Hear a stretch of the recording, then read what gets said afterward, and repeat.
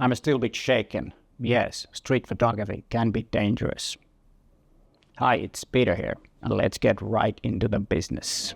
Before I get into the stuff that happened to me today, I just got back from street photography photo walk here in Istanbul. A few words about how to keep safe on the streets when you're photographing. A few things that I tend to do is, the first thing is that I have everything in this little bag, which is quite handy. It's a Wotan Craft Pilot 7-liter bag, which is, quite good. And a disclaimer, they sent this back to me a while ago, and if you're interested in, I do have a video about it, or is it on that side, but whatever, there is a card there that way you can watch it, and I will put a link in the description too if you're interested in this bag.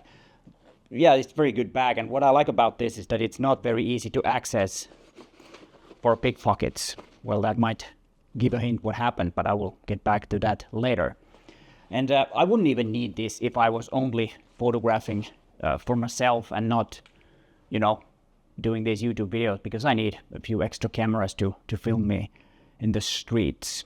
The second thing is, don't stick out. I know it's not always that easy, but I think it's possible if you don't stick out. But one of my mistakes was that I had this hat with me, and yes, with the hat I do stick out, and that was my mistake, and that's why a bad thing happened. And then there's the third thing.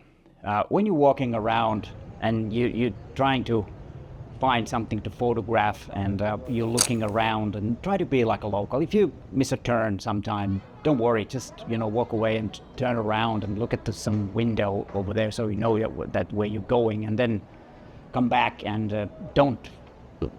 The first thing you do is to take your phone and start looking at the routes, and maybe you go inside the store and look there so that you're not out in the open, because if somebody's following you, they most likely won't come into the store. And the fourth thing is, of course, to be alert and look around, and the problem, of course, is that if you're looking for something to photograph, then you might be too concentrated on that. But try to be aware and look around. And one good thing about the back LCD is that you're photographing like this, you will see a lot better than if you're like this, and especially if you close your eye, the other eye like this. If you have a viewfinder and you're closing the eye, then you don't see anything else except that, and something can happen around you that you're not aware of. But if you're photographing like this, then you have a better and broader view. So there are many advantages of the LCD, which you might not think that there is, but there are quite a few advantages of using the LCD, and one is the safety aspect. And then the fifth thing is to be out in the open, and even though if you're trying to be invisible, don't sneak on people. Just, be out in the open, you're taking the photographs. Most people, are totally okay when you're taking the photographs. And if they're not, then just don't take the photograph, and then just say sorry about that I'm not taking your photograph. Usually the sign language goes quite far. You just say, okay, yeah, fine, I'm not taking your photograph.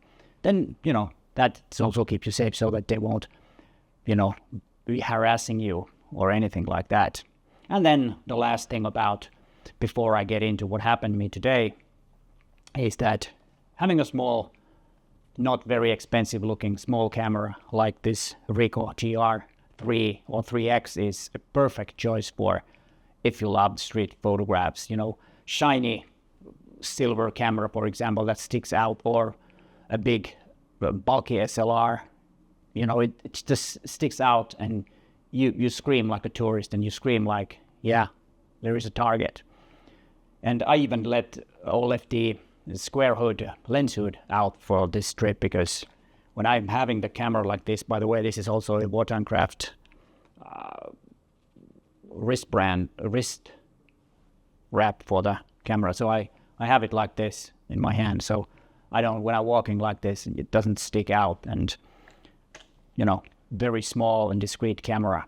But of course, I had the bag and the hat that kind of caught the eye of 3 guys in the metro. So what happened? Well, I was kind of like pushed between these 3 guys, and I couldn't move. And one of the guys, was able to get this pouch out of this bag. They never opened the bag, I suspect, because I would have heard the noise.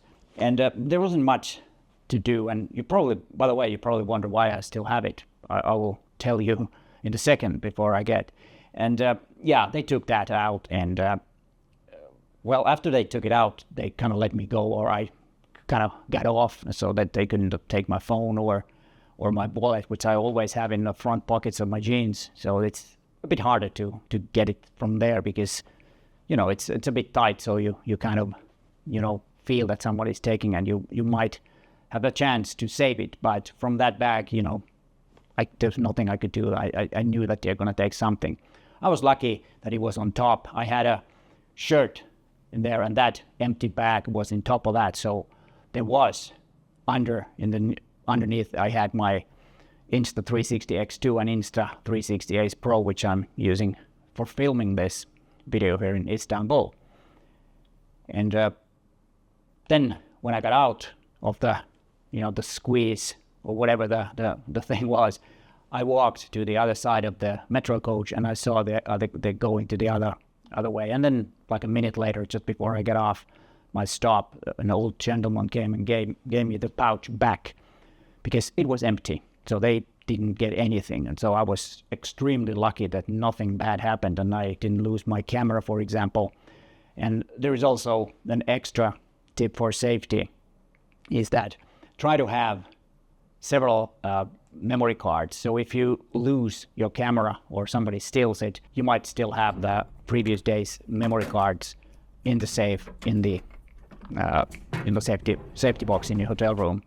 Or if you have a possibility to upload them to the cloud, then that's also another possibility. That's, you know, maybe a little stretch, but yeah, that's one possibility to do, so that you won't lose all your images, because, you know, those images might be important for you for a memory, or for me, for my content. And of course, as I'm now doing quite a lot of street photographs, I want to, you know, I don't want to lose the images that I made whole day. It would be kind of like a waste in that sense.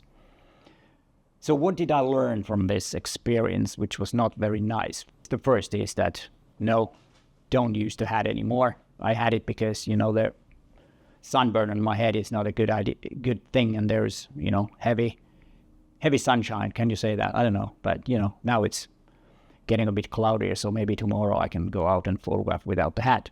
And then I was a bit surprised that it's kind of got into me, so I don't really have a feeling of going out again today because of that, what happened. But maybe tomorrow is a new day, and after a good night's sleep, which I hope I get, I will go out and photograph some more. But I will, you know, do a little bit different things. Maybe I won't do any B-roll. Maybe I'll only have this with me and leave the bag in my hotel room. I don't know, but we'll see what happens tomorrow and how I feel about this.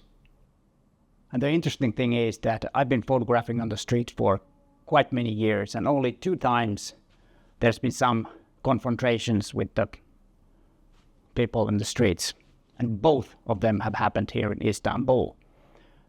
The previous time was 13 years ago. I was photographing near Taksim Square, and then there was a guy that started pushing me around, and I had to run away into the crowds, and so that he can't find me or do any worse than just, you know, pushing me around a little bit. And he thought that I was photographing him, even though I wasn't. And yes, it cannot be a coincidence that both of these things have happened in Istanbul, because every other city I've never had any problems. So you probably guessed that I do not recommend you traveling to Istanbul. And here is my video about photographing here in Istanbul. You might want to watch that next, even though I don't recommend you traveling here. But hey, thanks for watching, and bye for now.